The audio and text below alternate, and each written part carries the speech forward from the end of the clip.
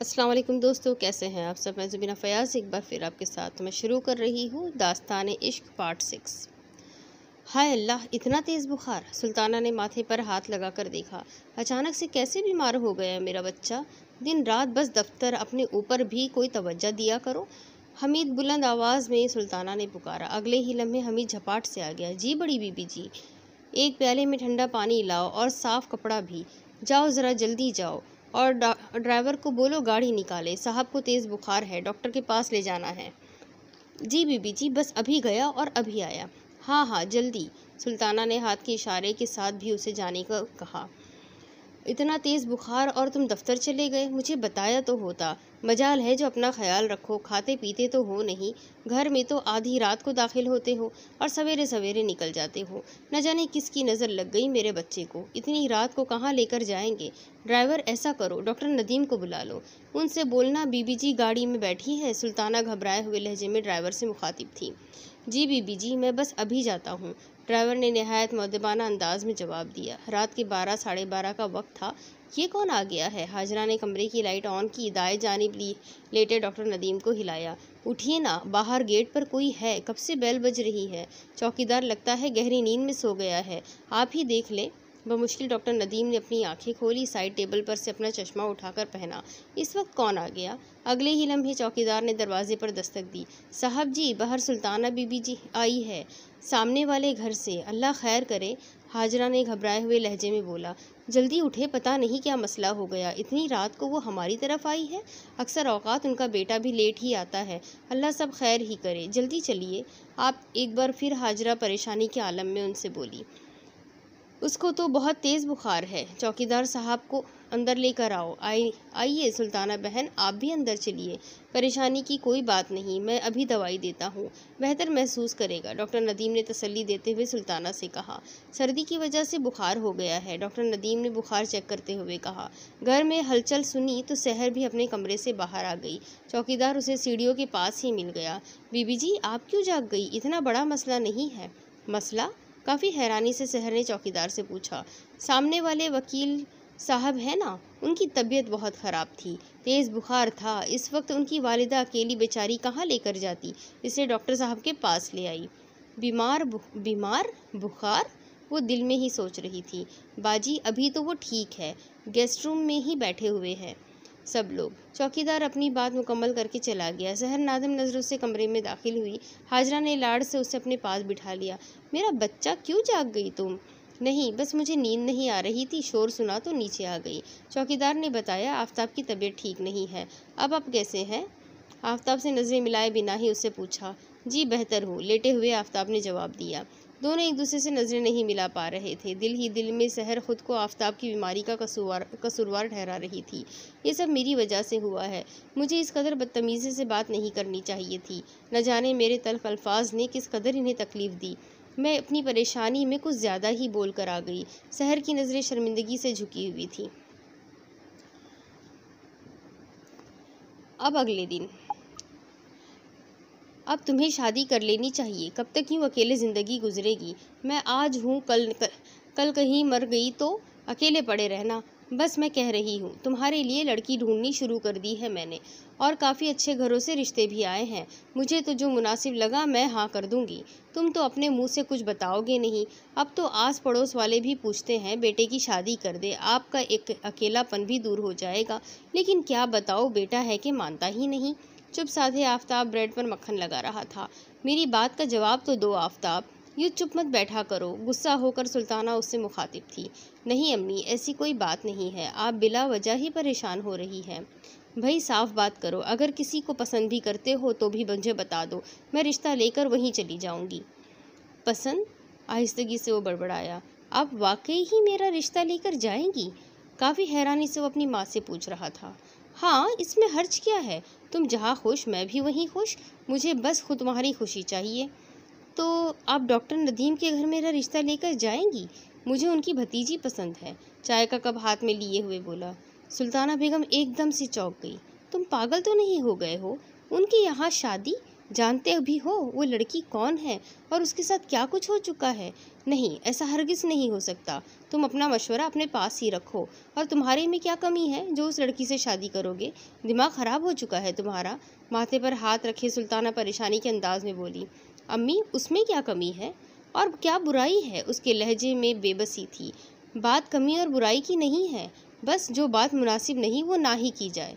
ठीक है, फिर मेरा भी आखिरी फैसला है, अगर शादी करूँगा तो शहर से, वरना नहीं।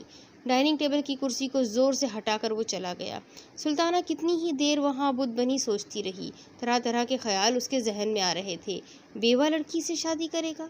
उसको शहर की हकीकत मालूम नहीं है शायद, इसलिए इतने परपुर्जे निकाल रहा है। आने दो वापस, मैं सीधे तरीके से समझाऊंगी। हमीद, चाय गर्म करके लाओ, बर्फ़ की तरह ठंडी हो गई है। जी बेबी जी, अभी लाया। ऐसा करो, मेरे कमरे में ही ले आना, मैं अपने कमरे में जा रही हूँ। और तुम किचन का काम निपटा कर लॉन की सफाई भी करवा लेना। कभी खुद भी कोई काम कर लिया करो, हर काम के लिए मेरी राह तकते रहते हो। सुल्ताना ने खड़े खड़े हमीद को अच्छा खासा लेक्चर दे दिया। जी बीबी, मैं सब काम देख लूँगा। न जाने किसका गुस्सा मुझ पर निकाल रही है। हमीद किचन की तरफ मुड़ गया। आसमान पर गहरे बादल छाए थे। तेज़ हवा से सर्दी की शिद्दत में और भी इजाफा हो रहा था। आफताब भी घर वापस जल्दी चला आया था। वो आज अपनी माँ से नज़रें नहीं मिला पा रहा था। अपनी सुबह वाली बात की वजह से वो काफ़ी शर्मिंदा भी था, इसलिए किसी से बात किए बगैर अपने कमरे में चला गया। सुल्ताना भी शिद्दत से उसके घर आने का इंतज़ार कर रही थी, लेकिन उसकी बेबसी और परेशानी देखकर माँ का दिल भी मोम की तरह पिघल गया। आहिस्तगी से कमरे का दरवाज़ा खुला। आफताब बेड पर आंखें बंद किए लेटा था। कमरे में चारों तरफ अंधेरा था। एकदम कमरे में रोशनी की वजह से उसने आंखें खोली। चुपचाप अपनी जगह से उठकर बैठ गया। मैं जानती हूँ तुम मुझसे नाराज़ हो। नाराज़? बिल्कुल भी नहीं, नफ़ी में सर हिलाकर उसने जवाब दिया। देखो आफताब, मैंने बहुत मुश्किलों से तुम लोगों को पाला है और आज इस मुकाम तक लेकर आई हूँ। तुमने मुझसे आज ऐसी ख्वाहिश कर डाली जो मैं चाहते हुए भी पूरी नहीं कर सकती हूँ। ख़ानदान, जान पहचान वाले लोग बहुत बातें करेंगे और तुम्हारी भाभी तो हमारा जीना ही हराम कर देगी। आफताब चुपचाप अपनी माँ की बातें सुन रहा था, ना हाँ ना हूँ, नज़रें झुकाए अपनी बेबसी पर शर्मिंदा बैठा था। चंद लम्हे के तौक़ुफ़ के बाद वो दोबारा बोली, मैं तुम्हारे कहने पर रिश्ता ले भी जाऊँ, हो सकता है वो लोग इनकार कर दे। बताओ फिर क्या इज्जत रह जाएगी हमारी? अम्मी, उसने दुखी लहजे में पुकारा, एक दफ़ा कोशिश करने में कोई हर्ज तो नहीं है। क्या आपको शहर पसंद नहीं है? आप तो उससे मिल चुकी है, कोई ख़राबी नज़र आई क्या आपको? बेटा, बुराई की बात नहीं है, वो दबे से लहजे में बोली। तो फिर क्यों आपको एतराज़ है? आफताब फिर से पूछा। बस तुम नहीं जानते हो, उलझे हुए अंदाज में सुल्ताना ने जवाब दिया। मैं सब जानता हूँ अम्मी, मैं सब कुछ जानता हूँ। ये ही ना कि उसके साथ किस्मत ने कैसा खेल खेला है। कुदरत ने उसके दुखों में मज़ीद इजाफा कर दिया है। निकाह, शादी, मंगनी, इन सब बातों में उसका क्या कसूर है? क्या वो खुद ये सब कुछ करना चाहती थी? कौन शख्स बार बार रुस्वा होना चाहेगा? क्या कोई बाप अपनी बेटी को लाश की तरह देखकर खुश होता होगा? क्या मिसेस नदीम उसको इस हालत में देखकर पुरसुकून रहती होगी? आफताब तो जैसे भड़क ही उठा था। एक ही सांस में इतनी सारी बातें अपनी माँ को कह डाला। तुम ठीक कह रहे हो, लेकिन मेरा दिल नहीं मानता। क्या क्या ख्वाब देखे थे तुम्हारी शादी के? अफसरदगी से सुल्ताना बोली। तो अभी भी सब कुछ होगा, हर खुशी, हर बात मुकम्मल होगी। आप देख लेना, सहर बहुत अच्छी बहू और बहुत ही प्यारी बीवी साबित होगी। ठीक है, मैं आज रात को जाऊंगी, बात करूंगी। अगर जवाब मज़बूत हुआ तो तुम्हें बता दूंगी, वरना मुझसे तफसीलें मत पूछना। मैं जानता हूँ अम्मी, ये काम बहुत मुश्किल है, लेकिन नामुमकिन तो नहीं है। आप पूरी कोशिश कीजिएगा। अपनी माँ के दोनों हाथ अपने हाथ में लिए बेचारगी से अपनी माँ को कह रहा था। आप कोशिश करेगी ना मम्मी? अफसरदगी से उसने एक बार फिर पूछा। हाँ हाँ, तुम परेशान मत हो। आफताब का चेहरा अपने हाथों में लेकर उसने तसल्ली दी। अब शाम के वक्त, माशाल्लाह, आपने तो घर को बहुत ही अच्छा, बहुत ही प्यारा सजाया हुआ है। जॉब में रहते हुए भी आपने अपने घर और बच्चों पर मुकम्मल तवज्जो दी है। आप चाय लेना। मेज़ पर पड़ा कप हाजरा ने सुल्ताना की तरफ बढ़ाया। आपसे एक बात पूछूं, अगर आप बुरा ना माने? जी जी, क्यों नहीं, हाजरा ने खुश इखलाकी से जवाब दिया। शहर का कहीं रिश्ता? वो मैं पूछना चाह रही थी। माशाल्लाह जवान है, खूबसूरत है, पढ़ी लिखी भी है। कहीं कोई बात चलाई है? एक गहरी सांस लेते हुए हाजरा ने नफ़ी में सर हिला दिया। लेकिन बेटियां तो जितनी जल्दी अपने घर की हो जाए अच्छा है। जी बिल्कुल, संजीदगी से हाजरा ने जवाब दिया। मैं अपने बेटे आफ्ताब के लिए आपकी बेटी का हाथ मांगने आई हूँ। आप बुरा मत महसूस कीजिएगा, मुझे तो बहुत प्यारी लगती है और आफ्ताब की भी मर्जी है। चंद जुमलों में सुल्ताना ने लाउंज में बैठे बैठे बात मुकम्मल कर दी। एकदम हैरानी से हाजरा सुल्ताना का चेहरा देखने लगी। 5 सालों में ये पहली औरत थी जिसको शहर में कोई कमी खराबी दाग नज़र नहीं आया था। कोई फरमाइश नुक्स नहीं बता रही थी। अक्सर शहर के लिए शादीशुदा मर्दों के रिश्ते आया करते। किसी की बीवी मर चुकी तो किसी के यहाँ औलाद नहीं। कुछ लोग जायदाद बंगला गाड़ी का मुतालबा करते और इन तमाम बातों से तंग आकर उसने शादी का इरादा ही तर्क कर दिया था। हाजरा और नदीम भी अब उसे मजबूर नहीं करते थे, लेकिन अंदर ही अंदर से दोनों मियाँ बीवी शहर के गम में टूट रहे थे। मुझे नहीं मालूम मैंने आपसे बात करके गलत किया है या सही, लेकिन यकीन मानिए बहन, आफ्ताब के इसरार करने पर ही मैं आपके घर आई हूँ। मैंने उसे बेहद समझाया, बहुत कोशिश की, लेकिन दिल के हाथों मजबूर है वो। सुल्ताना बेबसी के अंदाज में बोली। ठीक है, आप कुछ वक्त दे, मैं इंशाल्लाह जल्द ही आपको जवाब दूंगी। हाजरा मुतमईन से अंदाज में बोली। मुझे आपके जवाब का इंतज़ार रहेगा, सुल्ताना ने वापस जाते जाते कहा। बुशरा बीबी को बाहर दरवाजे तक छोड़ आओ। जी बीबी जी, मैं जाती हूँ। बरामदा घुमाते हुए सुल्ताना के पीछे चल दी। अब दूसरी तरफ, मुझे नहीं लगता वो लोग मानेंगे। चादर कंधों से हटाकर पास पड़े सोफे पर रख दी। हमीद, एक गिलास पानी पिलाओ। अम्मी क्यों नहीं मानेंगे? आफ्ताब ने बेताब होकर पूछा। बस बेटा, तुम नहीं जानते, बहुत मुश्किल है। तुम तो यहाँ हुआ नहीं करते थे। मैं जानती हूँ, मुझे तमाम हालात का अंदाज़ा है। आप उनको मेरी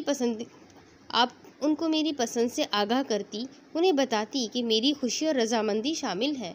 चलो, अल्लाह करे अच्छा ही जवाब आए। मेरे सर में दर्द है, तबीयत उचाट सी है, कुछ देर आराम करूँगी। तुम भी परेशान मत होना। बेचारगी और बेबसी से अपनी माँ का मुंह तकता रह गया। ठीक है, आराम करें आप, मैं किसी काम से बाहर जा रहा हूँ। अब दूसरी तरफ, मुकद्दर की हार ने उसे गमों और दुखों में डुबो दिया था। दुनिया की रंगीनी अब शहर को नज़र ही नहीं आती थी। वो अपने जज्बात को मौत की नींद सुला चुकी थी। उसका अव्वल और आखिर तो सिर्फ शर्जील ही था। शहर के लिए गुजरे हुए लम्हात को भुलाना नामुमकिन था। उसे खुद पर जबर करना अच्छा लगता था। महीने नहीं, इस बात को 5 साल बीत गए थे, लेकिन शहर के रवैये में एक ज़रा भर भी तब्दीली नहीं आई थी। महरूमियाँ और तकलीफ़ें गम की शिद्दत को बढ़ा देती है। हम चाहें या ना चाहें, लहजे तल्ख हो जाते हैं। शहर ने भी हालात और वक्त के सख्त अंदाज देखे थे, इसलिए उसके अंदाज की ख्वाहिशात बिल्कुल ख़त्म हो चुकी थी। जिंदा लाश बने ज़िंदगी के दिन पूरे कर रही थी। उसका वजूद खोखला हो चुका था, खाली डब्बे की तरह। ज़ाहिरी खूबसूरती दिखाई देती थी, कभी कभी नामुकम्मल ताल्लुक़ इंसान को अंदर ही अंदर खोखला कर देता है। हम आज है, कल को नहीं होंगे। मौत बरहक है। जो दुनिया में आया है उसको वापस तो जाना ही है। वक्त गुजरने के साथ इंसान की ज़िंदगी के दिन कम होते हैं। मैं और तुम्हारी ताई अम्मा अभी मज़ीद किसी दुख देखने की हिम्मत नहीं रखते हैं। रिश्ता बहुत अच्छा है, लड़का भी सुलझा हुआ है, पढ़ा लिखा है और उसकी ख्वाहिश भी है। बेटा, गुजरे वक्त को भूल जाओ, हमें देखो। तुम दोनों के अलावा हमारा दुनिया में कुछ नहीं था। एक कीमती सरमाया तो खो चुके हैं। अब तुम्हें इस हालत में देखकर हम दोनों को बहुत तकलीफ़ होती है। मैंने तुम्हें कभी आज से पहले किसी रिश्ते के लिए ना तो मजबूर किया और ना ही कोशिश की, क्योंकि मैं बहुत अच्छी तरह जानता था वो सब लोग मेरी बेटी के काबिल नहीं थे। आफ्ताब में मुझे काबिलियत और अपनायत महसूस होती है। एक बार सोच लो। डॉक्टर नदीम काफ़ी लंबी गुफ्तगू ख़त्म करने के बाद खामोशी से उठकर शहर के कमरे से बाहर चले गए। मेरा ख्याल है शहर को मान जाना चाहिए। हाजरा दूध का गिलास बेड की साइड टेबल पर रखते हुए बोली। हाँ। एक गहरी सांस लेने के बाद डॉक्टर नदीम ने आंखें मूंद ली। आपके ख्याल में उसका क्या जवाब होगा? करवट बदलने के बाद वो चुपचाप आंखें बंद किए लेटे रहे। आप मेरी किसी बात का जवाब क्यों नहीं दे रहे? हाजरा फिर से बोली। तुम्हारे से बेहतर कौन जानता है उसके दिल पर क्या बीतती होगी जब शादी की बात करते हैं। माँ का दिल तो औलाद का चेहरा पढ़ लेता है। तुमने तो उसे सीने से लगा कर पाला है। शर्जील को उसके लिए रातों को दिन को इंतज़ार करते देखा है। हाजरा का दिल हौल उठा, एकदम उठ खड़ी हुई, तेज़ी से कदम उठाए और कमरे का दरवाज़ा खोल दिया। भागती हुई सहर के कमरे की तरफ गई। एकदम कमरे का दरवाज़ा खोला। सिसकियों की आवाज़ सुनते ही हाजरा की आंखें नम हो गई। सहर को अपने सीने से लगा लिया। ना मेरा बच्चा, ना रोना नहीं, बिल्कुल भी नहीं। देखो, यहाँ मेरी तरफ देखो। भीगे हुए चेहरे से बाल हटाकर आंसू साफ किए। ताई अम्मा, ताई अम्मा, सिसकियां भरते हुए दुखी आवाज़ में उसने पुकारा। जी जी मेरी जान, बोलो ना, क्या कहना है। मुझे शर्जील बहुत याद आता है। मैं एक लम्हे को भी उसे भूल नहीं पा रही। मैं खुद को किसी और का कैसे कर दूं? आप ही बताइए। मरने वालों के साथ मरा तो नहीं जाता। दुखी गमज़दा लहजे में हाजरा ने सहर के बालों में हाथ फेरते हुए कहा, लेकिन मैं तो शर्जील के साथ ही मर गई थी। मैं बहुत थक गई हूँ, बहुत रोते रोते सहर बोली। अल्लाह ना करे, घबराए हुए अंदाज में हाजरा ने सहर को अपने गले से लगा लिया। कितनी ही देर माँ बेटी अपने दुख बांटती रही। हाजरा ने सहर का सर अपने सीने पर रखा और उसे बच्चों की तरह सहलाने लगी। देखो सहर, औरत की अपनी कोई ज़िंदगी नहीं होती, उसका अपना तो कोई ठिकाना ही नहीं होता। पहले माँ बाप और फिर शौहर का घर ही दुनिया में आखिरी ठिकाना होता है। मैं भी अपने माँ बाप की बहुत लाडली थी। छोटी सी उम्र में शादी हो गई। वक्त के साथ तुम सब लोगों के साथ ज़िंदगी ने इस कदर मसरूफ़ कर दिया कि माँ बाप, बहन भाई सब बहुत पीछे रह गए। शर्जील के बाद तुम्हारे लिए जीना शुरू कर दिया। आफताब बहुत अच्छा है। ज़िंदगी में अच्छा हमसफ़र औरत की किस्मत बदल देता है और मुझे पूरा यकीन है वो तुम्हें बहुत खुश रखेगा। मैं कमरे में दूसरी तरफ। अब कुछ दिनों बाद मैं कमरे में दाखिल हुआ तो वो दुल्हन के सुर्ख लिबास में मेरी मुंतज़िर थी। दरवाज़ा बंद करके मैं चंद लम्हे गहरी सोच में वहीं खड़ा रह गया। अब वो मेरी शरीके हयात थी। मेरा दिल खुशी से धड़क रहा था, लेकिन उसके करीब जाने की हिम्मत नहीं हो रही थी। मुझे एक बहुत बड़ी तब्दीली का एहसास हो रहा था। वो किस कदर खूबसूरत थी और दुल्हन के लिबास में कहीं ज़्यादा ही हसीन लग रही थी। हौले से मैं उसके करीब जाकर बैठा, उसका नर्म हाथ अपने हाथ में पकड़ा और साथ रहने का वादा किया। जेब से खूबसूरत अंगूठी निकालकर उसके हाथ में थमा दी। उसे पहनाने की हिम्मत मुझ में न थी। आज शहर में पहली मर्तबा अब मुझे अपनायत महसूस हुई। ऐसे लगा जैसे हम एक दूसरे को सदियों से जानते हैं, सिर्फ एक दूसरे के लिए बने हैं। सहर, मोहब्बत भरे लहजे में आफताब ने पुकारा। वो झेप सी गई। तुम सिर्फ मेरी हो, मैं हमेशा तुम्हें खुश रखूँगा। हाथ पकड़े आफताब ने निहायत इज्जत से साथ निभाने का वादा किया। सहर ज़िंदगी का जुज़ू ख़ास थी। मैं उसके अलावा कुछ और सोचने से भी घबराता था। शादी को 3 माह हो चुके थे। हम दोनों कहीं घूमने फिरने नहीं जा सके थे। मेरी दफ्तरी मसरूफियात ही कुछ ऐसी थी। वक्त निकालना मुश्किल था। उसने भी कभी शिकवा शिकायत ना की, लेकिन मुझे बहुत अच्छी तरह याद था शंग्रीला। 5 माह गुजरने के बाद मुझे 15 दिन की छुट्टी मिली। अगस्त का महीना था। मौसम निहायत खुशगवार था। हम लोगों का ट्रिप यादगार था। मुझे शहर के और करीब जाने का मौका मिला।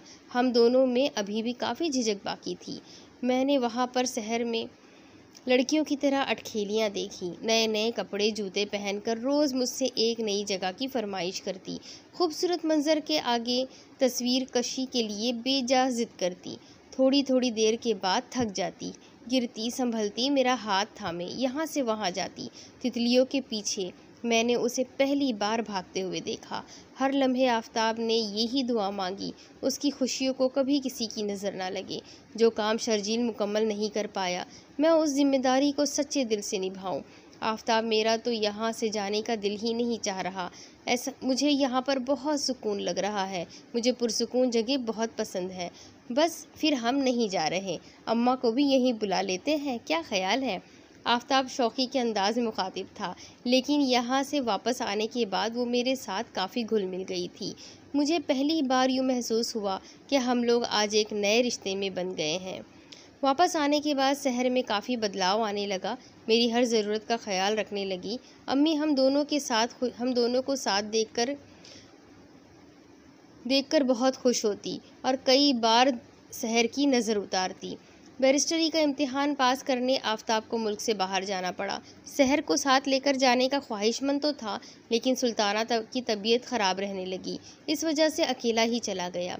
न जाने तुमसे दूर कैसे रहूँगा, जैसे सब लोग रहते हैं। मुस्कुराहट को होठों में दबाकर सहर ने जवाब दिया। अच्छा जी, आंखों को घुमाकर आफताब ने पूछा। जी हाँ, शरीर अंदाज में सहर बोली। कुछ ही दिन की बात है, जल्द ही आ जाऊंगा। परेशान तो नहीं हो रही हो? कंधों से पकड़े अपने बाहों के हिसार में लिए आफताब सहर से पूछ रहा था। बिल्कुल भी नहीं। आफताब की मोहब्बत ने उसके अंदर के तमाम खौफ और अंदेशे ख़त्म कर डाले थे। अब वो एक मजबूत औरत थी। घर में बोर मत होती रहना, अम्मी के साथ बाहर जाया करना, अपनी ताई और ताया से भी मिलती रहना। भाई मैं नहीं सुनना चाहता कि मैं एक जालिम शौहर हूँ। और फिर कुछ वक्त बाद साद हमारी ज़िंदगी में दाखिल हुआ तो एक खूबसूरत सी तब्दीली महसूस हुई। आने वाले मेहमान ने हम दोनों की ज़िंदगी में एक ख़ास बदलाव लाकर खड़ा कर दिया। अम्मी और सहर का ज़्यादा वक्त साहबजादे की खिदमत में गुजर जाया करता। अब अम्मा बीमार रहने लगी थी। अचानक से फालिज का दौरा पड़ा तो चारपाई पर पड़ गई। सहर ने उनकी बहुत खिदमत की और हर काम वक्त पर किया। कभी भी किसी शिकायत का मौका ना दिया। हर काम बेहद दिलजोई से करती, बच्चे को भी संभालती और अम्मा की खिदमत भी किया करती। चंद महीनों के बाद अम्मा हम दोनों को छोड़कर चल बसी। उनके ना होने की कमी मुझसे ज़्यादा सहर को महसूस होने लगी थी। साद अब 6 साल का हो गया था, स्कूल जाने लगा था। सहर का घर में वक्त ही नहीं गुजरता था। उसने मुझसे आगे पढ़ने की ख्वाहिश की। आफताब को इसमें कोई बुराई नहीं महसूस हुई। मशवरे के तौर पर उसने उसे वकालत में एडमिशन लेने का कहा। मैं अब क्या वकालत पढ़ूंगी? नहीं, मेरा तो दूर दूर तक कोई ताल्लुक़ नहीं इस शोबे से। अरे भाई, मैं खुद तुम्हारी मदद करूंगा, तुम्हारे लिए कोई मुश्किल नहीं है। आफताब ने दफ्तर से भी वक्त निकालना शुरू कर दिया। जल्दी आता और सहर को हर लेक्चर अच्छी तरह समझाता। उसे अब अपनी तालीम में और शोबे में भी दिलचस्पी पैदा होने लगी थी। सुबह 7 को स्कूल छोड़ने के बाद सहर कॉलेज चली जाती और आफताब दफ्तर चला जाता। ज़िंदगी एक बार फिर खूबसूरत रास्तों पर रवा दवा थी। दोनों मियाँ बीवी अपने घर में बेहद खुश थे, लेकिन सहर आफताब को टाइम कम दे पाती थी। पढ़ाई की वजह से वो कुछ मसरूफ़ रहने लगी थी, लेकिन आफताब बहुत समझदारी से काम लेता था, कभी भी कोई शिकवा शिकायत नहीं किया था। अब 20 साल बाद बैरिस्टर आफताब और मिसेस सहर आफताब दोनों कामयाब तरीन बैरिस्टर बन चुके थे। सहर अब पहले की तरह खूबसूरत और जवान नहीं रही थी। बालों में सफ़ेदी आने के बाद उम्र नज़र आने लगी थी। आफताब भी वक्त गुजरने के साथ ढल गया था। साद ने वकालत का शोबा नहीं चुना था। वो हूबहू अपने बाप की तरह दिखाई देता था। वही चाल, रंग, कद काठ, खूबसूरत मर्दाना आवाज़ आफताब की जवानी की जीती जागती तस्वीर था। डॉक्टरी का आखिरी साल मुकम्मल हो चुका था। अब साद अपनी हाउस जॉब कर रहा था। अपने नाना के पास ज़्यादा वक्त गुजारा करता। अक्सर औकात उनसे मशवरे भी लिया करता, अपने मसले मसाइल भी बताया करता। असल में डॉक्टर नदीम से मानूस होकर ही साद ने डॉक्टरी का शोबा चुना था। हाजरा और नदीम उससे पुराने किस्से कहानियाँ सुनाया करते। वो उन दोनों के साथ वक्त गुजार कर बहुत खुश होता। उठो ना साद, देखो सूरज सर पर चढ़ाया है, नाश्ता भी ठंडा हो रहा है। इतने बड़े हो गए हो लेकिन आदतें नहीं बदली। खिड़की पर से पर्दे हटाने के बाद सहर एक बार फिर साद को जगाने आई। ओहो मामा, मुश्किल से तो नींद पूरी करने को संडे का दिन मिलता है। आप मुझे आज के दिन तो सोने दिया करें। नहीं, बस जल्दी से जाग जाओ, बहुत देर से तुम्हारे बाबा नीचे इंतज़ार कर रहे हैं। जल्दी से फ्रेश होकर आओ। एक ज़ोरदार अंगड़ाई तोड़ने के बाद बस आ रहा हूँ, साद बोला। बरखुरदार कैसे मिजाज है? आफताब ने नाश्ते की मेज़ पर साद से पूछा। बाबा, सब कुछ बेहतरीन। अस्पताल वालों ने जॉब भी दे दी, बस अच्छा गुजर रहा है सब कुछ। डॉक्टर तो गरीब होते हैं। मुस्कुराते हुए साद आफताब से मुखातिब था। हा साहबजादे, जेलस तो मत हो, बड़ी मेहनत की है हम दोनों ने। अच्छा छोड़े भी, आप तो संजीदा ही हो गए। बच्चा है, मजाक कर रहा है। वैसे मैं तो सोच रही हूँ बस अब बहू ढूंढना शुरू कर दूँ। मामा, आपको मेरी आज़ादी अच्छी नहीं लगती? मुस्कुराते हुए साद ने जवाब दिया। बस तुम बाप बेटे की जिम्मेदारी देते देते मैं अकेली थक गई हूँ। कोई और भी तो हो मेरे साथ। अब अगले दिन साद, तुम्हारे ताया और राबिया आंटी आ रहे हैं। 12 सालों के बाद पाकिस्तान वापस आ रहे हैं। अपने दूर चले जाए तो जुदाई का एहसास होता है। आज तुम जल्दी आ जाना, ये ना हो आज के दिन भी कोई बहाना बना लो। मैं तुम्हारी एक भी नहीं सुनूंगी। अमेरिका से वो हम सब से मिलने के लिए आ रहे हैं और तुम्हारा घर पर होना भी बहुत ज़रूरी है। समझ गए ना? साद का कान हौले से खींचा। मामा, मैं अब बड़ा हो गया हूँ, डॉक्टर बन गया हूँ, अभी भी आप मुझे यूँ डराती है। घर के मुलाजिम भी देखकर क्या सोचते होंगे? सोचने दो, उन सबको भी पता है कि तुम बहुत लापरवाह हो।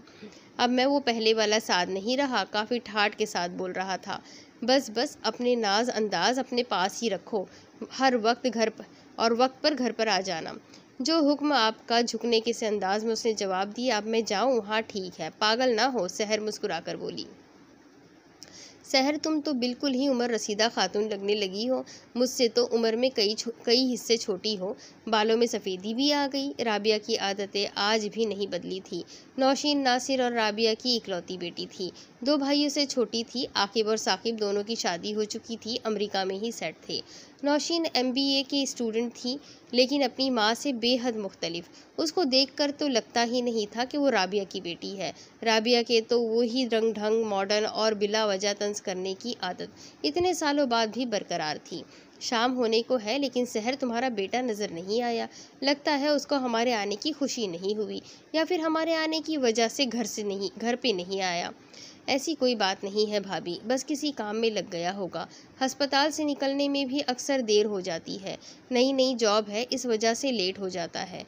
आता ही होगा। नज़र दरवाजे की तरफ किए सहर ने राबिया को जवाब दिया। राबिया को शुरू दिन से ही साद पसंद नहीं था। हमेशा अपने दोनों बेटों को उस पर बरतरी दिया करती। अभी भी उसकी सोच उसके बारे में बदली ना थी। ठीक है भाई, तुम कहती हो तो मान लेती हूँ। और तुम्हारे ताया अब्बा और ताई ठीक है? सेहत ठीक रहती है उनकी? बेचारे अकेले ही रहते होंगे। बेटा होता तो कोई सहारा होता, अकेले तो ज़िंदगी गुजारना मुश्किल हो जाती है। काफ़ी तल्ख लहजे में राबिया बोले चली जा रही थी। सहर खामोशी से उसकी बातें सुन रही थी। चंद लम्हों के तौक़ुफ़ के बाद वो बोली, हम सब यहाँ ही होते हैं, आते जाते रहते हैं। साथ तो अक्सर औकात उनके पास ही अपना ज़्यादा वक्त गुजारता है। ताया अब्बा तो क्लिनिक पर होते हैं, पूरा दिन काम में गुजर जाता है। ताई अम्मा भी घर के कामों में ही लगी रहती है। हाँ भाई, वक्त को गुजरेगा ही।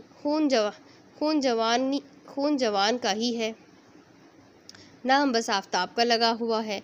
राबिया अपनी आदत से मजबूर कुछ बड़बड़ाई थी। सहर के कानों तक उसकी बात पहुंच ना पाई। रात के खाने पर साद भी घर पहुंच आया था। सब लोगों ने बहुत खुशी और चाहकर मिला।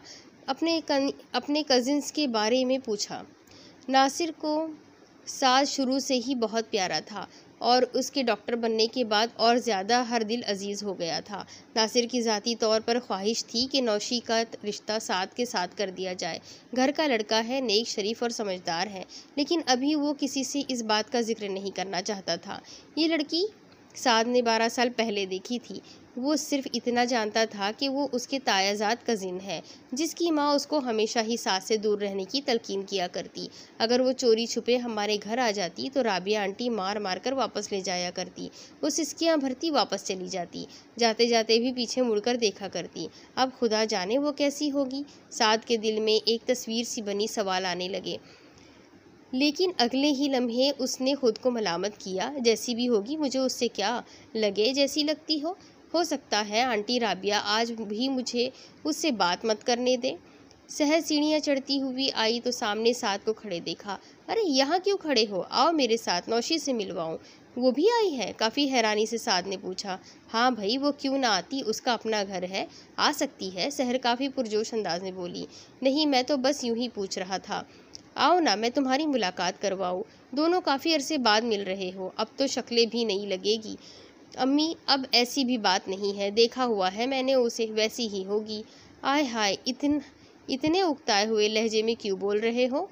ये वो ही लड़की थी जो आज से अरसा पहले यहाँ से चली गई थी, जब हम सिर्फ एक दूसरे के नाम से मानूस थे। सफ़ेद शलवार कमीज़, लंबे बाल, झील सी गहरी आंखें, काजल की सलाइयाँ बारीकी से आंखों में लगाए हुए। उसने पलटकर मेरी जानिब देखा तो मैं दंग रह गया। क्या ये राबिया आंटी की बेटी है? दिल ही दिल में साद ने खुद से सवाल किया। उनको देखकर तो लगता है जैसे पैदा ही अमेरिका में हुई हो। इस उम्र में भी जीन्स और टी-शर्ट पहने घूमती है, लेकिन ये तो बिल्कुल मुख्तलिफ थी। नौशी बेटा, यहाँ आओ। सहर ने बहुत प्यार से हाथ पकड़कर उसे अपने करीब किया। इससे मिलो, साद है। अस्सलाम वालेकुम। झिझक कर उसने सलाम किया। वालेकुम अस्सलाम बमुश्किल ही मेरी ज़बान से निकला। याद है तुम लोग बचपन में भी खेला करते थे? साद तुम्हें अपने खिलौने दिया करता था और राबिया आंटी हमेशा मुझे डांट दिया करती थी। सहर की बात काटते हुए साद बोला। वो तो बचपन था, अब तो तुम लोग बड़े हो गए हो। सहर ने बात को मुकम्मल किया। साद ने सर खुजाते हुए कहा। तुम लोग बैठो, बातें करो, मैं ज़रा भाभी के पास जाती हूँ। सफ़र से थकी हारी आई है, पूछ लूँ कोई चीज़ तो नहीं चाहिए? नौशी बेटा, बराबर वाला कमरा साद का ही है, किसी चीज़ की ज़रूरत हो तो बिला झिझक बोल देना।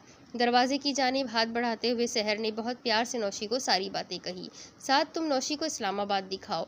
मैं तो कहती हूँ तुम कुछ दिन की छुट्टी ही ले लो और अच्छी तरह से इसको यहाँ की सैर करवाओ। मेरी बेटी इतनी दूर से आई है, कौन सा रोज़ रोज़ आएगी? नाश्ते की मेज़ पर सहर ने साद से कहा। जी मामा, क्यों नहीं, ज़रूर, मैं आज जल्दी आ जाऊँगा, आप तैयार रहिएगा। नौशी ने नज़रें झुकाए बस सर हाँ में हिला दिया। राबिया ने पास बैठे उसे ज़ोर से बाजू मारा और झूठी सी मुस्कुराहट लबों पर ले आई। ये अकेली तो कहीं जाएगी नहीं, मेरे बगैर तो कभी कहीं नहीं जाती। वहाँ पर भी इसका ये मसला हुआ करता था, मेरे साथ ही हर जगह जाना है, तुम बस वक्त पर आ जाना, हम लोग तैयार रहेंगे। सहर को राबिया का यूँ कहना कुछ पसंद नहीं आया। भाभी, मैं खुद नौशी को घुमा कर लाऊंगी। साथ बेटा आप जाए, हम सब लोग खुद ही जाएंगे। मैं नौशी को कुछ शॉपिंग भी करवा लूँगी। ठीक है ना भाभी? काफ़ी संजीदा से लहजे में सहर ने सवाल किया। राबिया ने काफ़ी मुतमईन अंदाज में हामी भर ली। पूरा दिन शॉपिंग घूमना फिरना लगा रहा। नौशी ने इस्लामाबाद काफ़ी अरसे के बाद देखा था। हर चीज़ नई नई लग रही थी। नौशी को अपनी चाची के साथ घूमने का बहुत मज़ा आ रहा था, क्योंकि उनके लहजे में काफ़ी अपनायत थी। माँ की तरह रोक टोक नहीं थी, क्योंकि राबिया को नौशी के पहनावे पर हमेशा ही एतराज़ रहा करता। उसका दिल चाहता था कि वो मॉडर्न तरीके से रहे, लेकिन उसमें एक भी आदत राबिया जैसी ना थी। धीमा लहजा और सादा तबीयत थी। शाम होने को थी। सहर आज दफ्तर नहीं गई थी। पूरा दिन घूमने के बाद रात के 8 बजे वो तीनों घर वापस आई। नासिर, आफताब और साद बाहर लाउंज में बैठे बातें कर रहे थे। नौशी सीधा अपने कमरे में चली गई। साद को देखते ही वो भागने की किया करती। दोनों ही एक दूसरे से नज़रें चुराते थे। अरे भाई, आप लोगों ने तो बहुत देर कर दी, आफताब ने सहर से पूछा। बस वक्त का पता ही नहीं चला। नौशी के साथ मज़ा बहुत आ रहा था। मामा, मुझे भूख लग रही है, हमीद से बोले ना खाना लगा दे। बस बेटा, मैं अभी लगवाती हूँ। प्यार से साद के सर पर हाथ फेरा और अंदर चली गई। साहब, खाना लगा दिया है, आप लोग आ जाए। बड़ी बीबी ने कहा है कि हम लोग खाना खा कर आए हैं। ठीक है, हम आ रहे हैं। साद ने हमीद को हाथ के इशारे से जाने को कहा। कुछ देर बाद नौशी टेरेस पर खड़ी थी। कॉफ़ी पियेंगी? साद ने हौले से पूछा था। जी। कॉफ़ी का कप हाथ में पकड़ लिया। कैसे हैं आप मुझसे दूर क्यों भागती है? मेरे में क्या कांटे लगे हुए हैं? साद काफ़ी संजीदगी से बोल रहा था। नहीं तो, ऐसी तो कोई बात नहीं है, आप मसरूफ़ होते हैं, इस वजह से मेरी आपकी बात कम होती है। अच्छा जी, साद ने धीमे लहजे में जवाब दिया। क्या कर रही हो आजकल? MBA कर रही हूँ। आपका MBBS हो गया?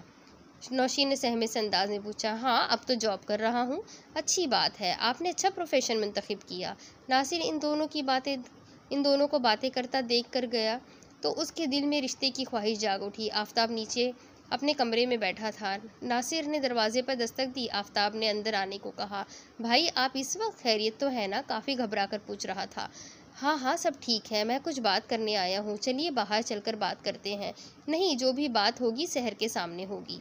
आइए भाई, बाहर क्यों खड़े हैं? सहर ने चश्मा पहनते हुए अंदर आने को कहा। नासिर कुर्सी पर बैठा आफताब और सहर को कुछ कहना चाह रहा था, लेकिन समझ में नहीं आ रहा था कैसे बात करे। आखिर हिम्मत करके उसने नौशी के रिश्ते की बात शुरू कर दी। सहर, अगर तुम्हें एतराज़ ना हो, मैं चाहता हूँ नौशी और साद की शादी कर दी जाए। मुझे लगता है नौशी को इस घर से अच्छा घर नहीं मिल सकता, अगर तुम लोगों को एतराज़ ना हो तो। आफताब ने सहर की तरफ सवालिया नज़रों से देखा। अगले ही लम्हे सहर ने खुशी से हाँ में जवाब दे दिया। शुक्रिया के अल्फाज नहीं मेरे पास, नासिर मुस्कुराकर बोला। लेकिन फिर भी साथ से एक दफ़ा पूछ ले, लड़का है, उसकी रजामंदी भी ज़रूरी है। आप इसकी फ़िक्र मत करें भाई साहब, हमें पूरा यकीन है कि वो कभी भी इनकार नहीं करेगा। नौशी तो खुश होगी ना? सहर ने मध्यम से अंदाज में पूछा। मुझे भी अपनी बेटी पर आंखें बंद करके यकीन है, वो मेरी बात कभी भी नहीं टालेगी। वो बेवा बिन ब्याही औरत के बेटे से मैं कैसे अपनी बेटी की शादी कर दूं? लोग मुझे क्या क्या बातें नहीं करेंगे। मेरी बेटी लाखों में एक है, अमीर है, खूबसूरत है, एक से बढ़कर एक रिश्ते मिल सकते हैं। इसी वजह से मैं पाकिस्तान नहीं आना चाहती थी। आते ही अपनों की मोहब्बत जाग उठी। न जाने साथ किसकी औलाद है। 5 साल अपने घर से वो निकली नहीं थी। हम क्या जाने क्या कहानी थी। बस नासिर साहब, मैं बता रही हूँ, मुझे हरगिज़ ये रिश्ता नहीं करना है और जितना जल्दी हो वापसी की तैयारी करें। राबिया के मुंह में जो उल्टा सीधा आया बोले जा रही थी। आवाज़ की तेज़ी कमरे की दीवारों से बाहर तक जा रही थी। साद आज घर देर से आया था। खाना खाकर वापस ऊपर अपने कमरे की तरफ आते हुए उसने कुछ शोर सुना। अपनी माँ के बारे में इस तरह के अल्फाज सुनकर उसका खून खौलने लगा। आंखें गुस्से से सुर्ख हो गई। उसका दिल चाह रहा था कि दरवाज़ा तोड़कर अंदर जाए और राबिया को मुंह तोड़कर जवाब दे, लेकिन उसकी तरबियत में ये बात शामिल नहीं थी। हाथों की मुट्ठियां जकड़े गुस्से से वो अपने कमरे की तरफ तेजी से गया। काफ़ी देर तक वो अजीब सी कश्मकश में रहा। उसे बार बार राबिया की बातें कांटों की तरह लग रही थी। आज साद देर तक सोता रहा। सहर 2 दफ़ा उसे जगाने आई। दूसरी बार जब वापस मुड़ने लगी तो साद ने बेचारगी से अपनी माँ को आवाज़ दी, मामा। जी बेटा। वो पलटी। क्या हुआ बेटा, तबीयत तो ठीक है ना? माथे पर हाथ लगाकर चेक किया। मामा, मुझे एक बात पूछनी है, क्या मैं आपसे पूछ लूँ? हाँ, क्यों नहीं बेटा, अपनी माँ से पूछने में भी मुश्किल है। उसने रात का सुना हुआ सारा वाक़या अपने लफ्ज़ों में बयान कर दिया। चंद लम्हे को वो खामोश रही। मेरे मालिक, क्या अब मेरी ये तज़लील बाकी थी? मेरी औलाद के सामने मुझे जवाबदेह होना था। मैंने तो कभी कोई शिकवा शिकायत नहीं की, माजी की तल्ख़ परतों को भी कभी उलटने की कोशिश नहीं की।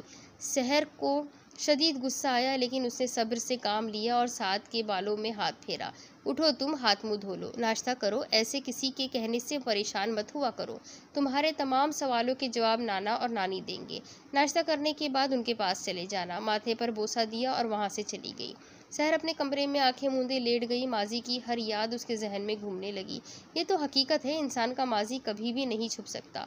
हर मोड़ पर मुंह के बल गिराता है। वजूद करची करची होने लगता है। हकीकत कभी भी नहीं बदल सकती। बदलती है तो सिर्फ हमारी सोच, हमारे ज़मीर पर हमारा इख्तियार होना। ना किसी की ज़ात, रवैये और ना किसी का साथ। मेरा रब मुझे और कितना उलझाएगा। साथ मुझसे दूर तो नहीं हो जाएगा। मेरा रिश्ता तो बेहद पाकीज़ा था। सहर खुद कलामी के आलम में थी। अचानक आफताब ने कमरे का दरवाज़ा खोला। आंसू आंखों से बह रहे थे। जिस्म खौफ के मारे कपकपा रहा था। औलाद की दूरी उसे मौत नज़र आ रही थी। सहर, क्या हुआ? आफताब परेशान होकर बोला। तुम क्यों रो रही हो? मुझे बताओ, क्या बात है? आफताब तो दिलो जान से उसे मोहब्बत करता था। उसकी आंखों की नमी उसकी जान ले लेती। सहर बेसाख्ता रोने लगी, सिसकियां भरने लगी। आफताब, मेरे वजूद की गंदगी मुझे जीने नहीं देगी। अब साथ भी मुझे देखना मुझे छोड़कर चला जाएगा। मैं मर रही हूँ, मुझे बचा लो। वो हिचकियाँ भर रही थी। आफताब की जान निकल रही थी। उसने सहर को हौसला देना चाहा। मेरी बात सुनो, क्या हुआ है? मुझे कुछ बताओ तो सही। आफताब ने सहर को अपने बाजुओं के हिसार में मजबूती से थामा। बस भी करो, क्यों रोए जा रही हो? क्या साद ने रिश्ते से इनकार कर दिया है? सहर खामोशी से आफताब के गले लगी रोती रही। बस मुझे मेरा माजी कभी जीने नहीं देगा। मैं कैसे खुद को छुपाऊं? मैं पल पल मर रही हूँ। मेरे पास आखिरी ठिकाना सिर्फ तुम और साद हो, लेकिन वो मुझसे बज़्ज़न हो चुका है। वो तो मुझे अपनी माँ ही नहीं मान रहा। उसने खुद मुझसे सवाल किया, क्या आफताब मुझे बिखरने से बचा सकते हो? मुझे बचा लो आफताब। मेरे साथ ही क्यों हर आजमाइश होती है? लेकिन उसने तुमसे ऐसा सवाल क्यों किया? सहर ने तमाम दास्तान आफताब को अपने लफ्ज़ों में बिलक बिलक कर बयान की। तुम भी ना बेगम, जान ही निकाल देती हो। इतनी सी बात? ज़ोर से अपने साथ सहर को लगाकर हौसला दिया। पर खुरदार इतने बेवकूफ़ नहीं है। आखिर उसकी रगों में मेरा खून है। बाप मुखलिस तो बेटा उससे ज़्यादा ही होगा। और इतनी बहादुर माँ की औलाद हो, ऐसे ही घबरा गई। अरे भाई, यूँ रोया मत करो, मेरी तो सांस ही अटक जाती है। अंकल आंटी उसको बहुत अच्छे से मुतमईन करेंगे। और बहुत अच्छा किया तुमने जो उसको उनके पास भेज दिया। हमसे ज़्यादा नाना जान की बात मानता है वो। साद नाश्ते के फ़ौरन बाद नाना और नानी से मिलने गया। जब साद ने उनसे ये सवाल किया तो दोनों एकदम चौंक गए। सहर और शर्जील की दास्तान इश्क डॉक्टर नदीम ने अपने लफ्ज़ों में साद को बताई। किस तरह से दोनों ने अच्छा वक्त साथ गुजारा था। सहर ने उसकी मोहब्बत में कितना दुखी वक्त गुजारा था। आफताब किस तरह से सहर की ज़िंदगी में आया था। हाजरा ने आंसू साफ करते हुए साद को शर्जील की तस्वीर दिखाई। फौजी यूनिफॉर्म में बहुत ही खूबसूरत नौजवान था जो बिल्कुल डॉक्टर नदीम की तरह दिखाई देता था। साद ने तमाम बातें सुनी तो उसके बाद नाना और नानी को घर चलने को कहा। उसके दिल में अपनी माँ और बाप की इज्जत और भी ज़्यादा बढ़ गई थी। घर में दाखिली रास्ते पर बाएं हाथ में लॉन में राबिया, सहर, नासिर और आफताब बैठे थे। राबिया मुसलसल सहर को इल्ज़ाम दिए जा रही थी। वो तीनों उसको चुप करवाने की कोशिश में लगे हुए थे। नौशी सामने टेरिस पर खड़ी ये सारा माजरा अपनी आंखों से देख रही थी। राबिया आंटी, आपको ये हक किसने दिया? आप कौन होती है मेरी माँ पर कीचड़ उछालने वाली? मेरे माँ बाप के पाकीज़ा रिश्ते को गंदा कर रही है। मैं पूछता हूँ, आखिर आप ये सब बातें क्यों कर रही है? क्या आपने कभी किसी से मोहब्बत की है? आपको तो शायद मोहब्बत लफ्ज़ का मतलब भी पता नहीं होगा। यहाँ तक कि आप तो अपनी औलाद से भी मोहब्बत नहीं कर पाई। अगर आप नौशी को ममता की मोहब्बत देती तो वो वहाँ दूर खड़ी ये सब कुछ ना सुन रही होती।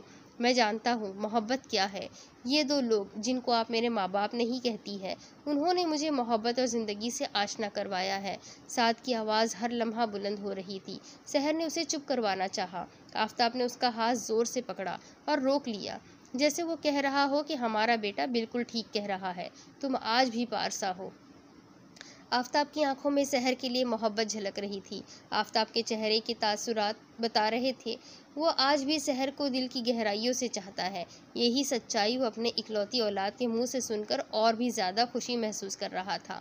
राबिया साद की बातें सुनकर दंग रह गई और अपने किए पर बेहद शर्मिंदा थी। उसने सहर और आफताब से माफ़ी मांगी और अपनी तमाम गलतियों की तलाफ़ी की। सहर का हाथ अपने हाथ में लिया। राबिया ने नौशी को नीचे आने का इशारा किया और नौशी का हाथ सहर के हाथ में दे दिया। आज से ये तुम्हारी बेटी है। मुझे तुम्हें परखने में बहुत देर लग गई। मेरी बेटी तो तुम्हारे साए और तरबियत की ज़रूरत है। राबिया की गफलत, लापरवाही की वजह के बावजूद सब ने उसको माफ़ कर दिया। नौशी के घर में आने से बेटी की कमी भी पूरी हो गई। साथ को एक अच्छी हमसफ़र मिल गई। ज़िंदगी में खुशियाँ हासिल करने के लिए रिश्तों को निभाना बहुत ज़रूरी होता है। इश्क हासिल और ला हासिल की महदूद तमन्नाओं में से एक ख्वाहिश होती है। मुकम्मल हो जाए तो ज़िंदगी रुख बदलने लगती है, कभी रंगीन तो कभी सियाह, लेकिन अधूरी रह जाए तो हमसफ़र उफ़क़ के दरमियान मुंतज़िर रहता है और दास्तान बनकर लोगों के दिलों में ज़िंदा रह जाती है। इसी के साथ ये कहानी भी ख़त्म हुई। उम्मीद करती हूँ आप सबको ये स्टोरी ज़रूर पसंद आई होगी और इस कहानी से भी बहुत कुछ सीखने को ज़रूर मिला होगा कि माज़ी कभी पीछा नहीं छोड़ता। माज़ी से मुँह चुराने के बदले हमें अपने माज़ी से लड़ना चाहिए, आंखें मिलाना चाहिए और उसे फेस करना चाहिए, जिस तरह से सहर और आफताब ने किया तो ज़िंदगी खुशियों में बदल जाती है। तो इंशाल्लाह एक और नई कहानी के साथ फिर मिलूंगी। जब तक के लिए चैनल को सब्सक्राइब कर लीजिए, बेल आइकन को ज़रूर दबा दीजिए। अगली किस्त में अगली नई कहानी में फिर मिलेंगे। अल्लाह हाफ़िज़।